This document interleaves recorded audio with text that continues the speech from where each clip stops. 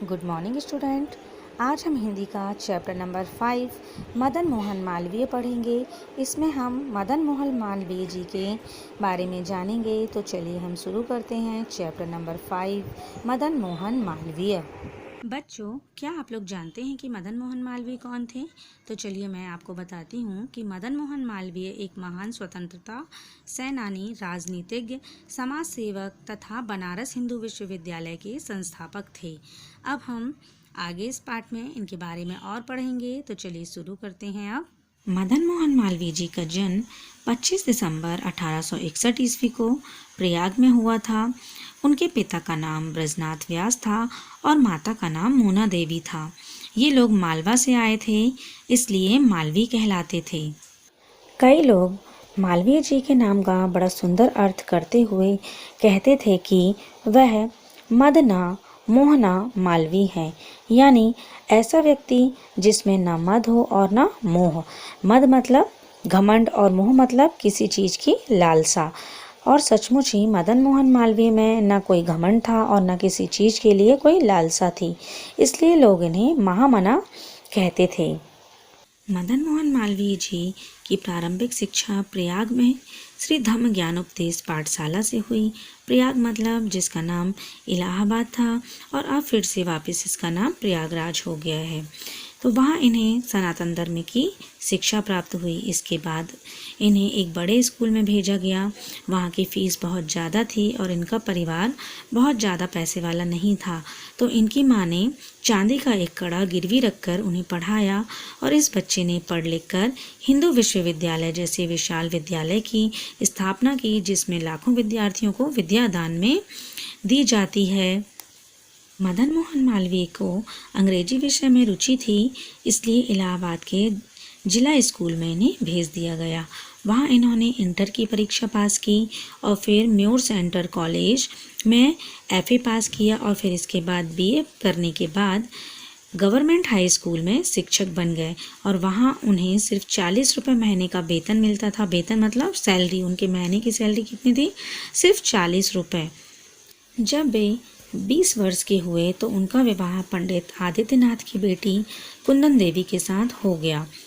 मदन मोहन मालवीय समाज सेवा का कार्य करते हुए राजनीति की ओर भी रुचि बढ़ने लगी उनकी और 1885 में वे कांग्रेस में शामिल हो गए। फिर उन्होंने पत्रकारिता के क्षेत्र में कुछ सहयोगियों की सहायता से प्रयाग से अंग्रेजी का दैनिक पत्र लीडर निकालना शुरू किया। फिर मदन मोहन ने काला कांकर राजा के बहुत अधिक कहने पर वकालत की पढ़ाई शुरू की, क्योंकि उनका मन वकालत करने का नहीं था, पर राजा ने उनसे बहुत अधिक कहा तो उन्होंने वकालत करना शुरू कर दी और बाद में उन्होंने हाई कोर्ट में वकालत शुरू की। वकालत के क्षेत्र में उन्हें सबसे बड़ी सफलता चोरी चोरा कांड के आरोपियों को फांसी से बचा लेने में मिली। अब ये चोरी चोरा कांड क्या होता है, तो चलिए मैं आपको इसके बारे में बताती हूँ कि चोरी चोरा कांड क्या है।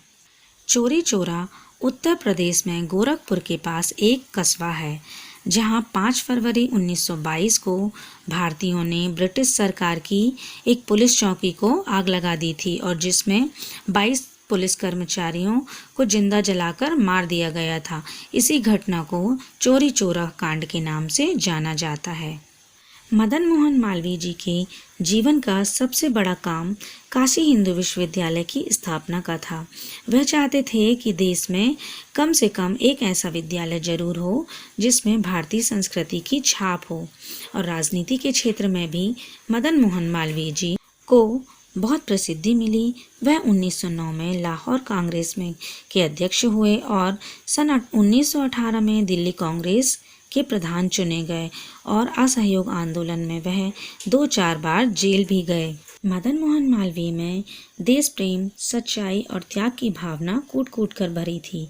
उनकी बोली बहुत मीठी थी, उनकी बातें इतनी अच्छी होती थीं कि लोग उनका भाषण सुनते थे तो मंत्रमुग्ध हो जाते थे।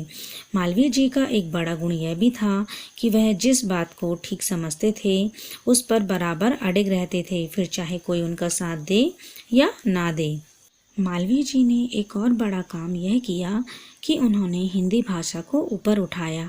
एक समय था जब अदालतों में हिंदी भाषा का प्रयोग नहीं होता था।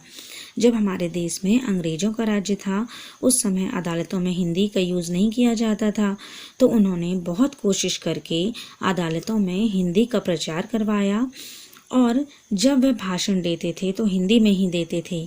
कई बार क्या होता था, अंग्रेजी पढ़े लिखे लोगों के बीच में भी वे हिंदी में ही बोलते थे। इस प्रकार मालवीय जी ने तरह तरह से देश की सेवा की और गरीब परिवार में जन्म लेकर भी वे ऊंचे स्थान पर पहुँचे और राष्ट्र तथा समाज की सेवा की। उनके जीवन की कहानी से हमें यह शिक्षा मिलती है कि हमें दूसरों के लिए जीना और मरना चाहिए। उम्मीद है आप लोग को ये चैप्टर समझ में आया होगा। तो मिलते हैं अगली क्लास में। Thank you.